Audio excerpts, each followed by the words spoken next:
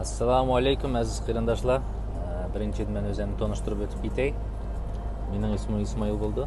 Hozirgi vaqtda men Yevropada водитель дальнобойщик bo'lib ishlayapman. Shu sababdan foydalanib qisqa videolarni YouTube internet tarmog'iga chiqarmoqchi bo'ldim. Qisqacha aytib ketganda, 2 yildan buyon men WhatsAppga statusga videolarni qo'yib chiqarganda tanishuvchilar ko'rib, menga YouTube tarmog'iga videolarni chiqarishga sunish qiladi. Bir necha vaqtdan beri o'ylanib, mana o'zingizlar ko'rayotgandek, mening birinchi videolarni ko'ryapsizlar. Chiqarishning endi sababini aytsam, birinchidan Yevropada dальнобойщик bo'lib ishlab etib, Uyg'ur tilida tushirayotgan qarindoshlarimizni men ko'rmadim. Balkim xatolashayapman, bordir, bayqamagandim. Agar yo'q bo'lsa, birinchi bo'lib boshlab beray degan o'ydaman. Keyin endi aramizdan yaxshi blogerlar chiqsa ajab emas. Endi ikkinchidan bo'lsa, Yevropaga endi Qozog'istondan, Qirg'izistondan kelib ishlayotgan qarindoshlarimiz kundan kunga ko'paymoqda.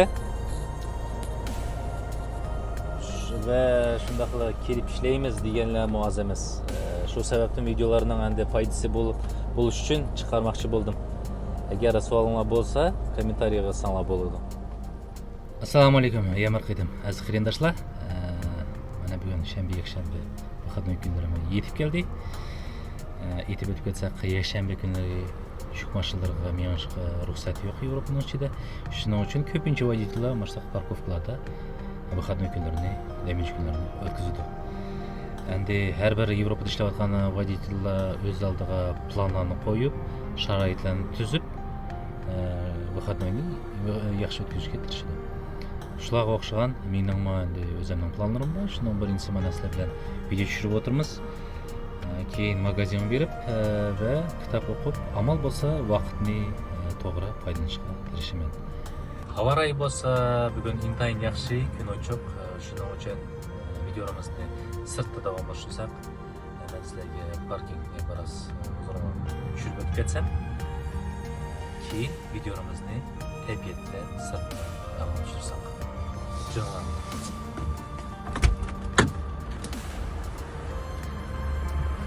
Birinchi stoyankaga tushirib ketay sizlarga.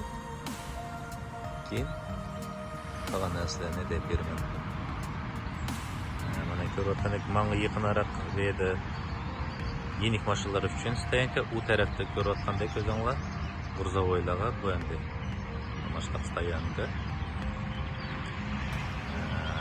Mana oldimda tualet.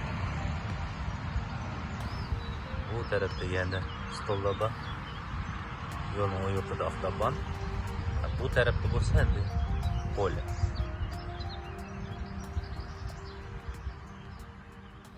Ko'rgandek, bu parkingning sharoitlari yaxshi. Qolganlar bu yerda to'xtab, yemlilib, keyin safarini davom etib ketaverdi. Tabiatni az anlatamda, sizlarga anlatmaganda qushlarning chiroyli sayrishini. Shu endi bu parkovkaga yo'g'an emas, 10-15 yuk mashinasiga rashat qilingan. Buningdan yo'g'an parkovkalar bor. 100-150 mashinasiga ketgandek bo'libmi ular Germaniyada, Fransiyada, Italiyalarda shunaqa yo'g'an parkovkalar bor. Keyin endi u parkovkaning temisiga yana nisb qilsalar, to'xtab kelib o'tib ketamiz. Hozir bo'lsa endi boshqacha temada bu yerda men biladigan где-то 10-15 atlarimiz bor Yevropada. Har xil firmalarda ishlaydi ular. Litvada, Polshada, Vengriyada, yana Slovakiyada shunday shunga o'xshagan mamlakatlarda ishlaydi. Endi ular bilan xabarlashib turmiz. Endi ular ma'qul kelsa, ular qisqa o'zlarining ishlar to'g'riliq, qanday kelgan ish sharoitlari to'g'riliq videolarni, materiallarni tushirib avatsa, o'yintayin birinchidan qiziq bo'ladi. Ikkinchidan endi kelimiz deyotgan qarindoshlarimizga bir foydali va o'z uchun qanday yenik yo'llarini topadi deb o'ylayman. Biz deb o'ylayapman. Men bu endi bloger emas. Тем не менее endi sizlarga qiziq narsani tushirishga tirishib ko'raman. Endi shuning bilan videolarni oyoqlashtiraman. Diqqat uchun ko'rganingizga ko'p rahmat. Yana bir qaytam ko'rishishim sog' salomat bo'laylik.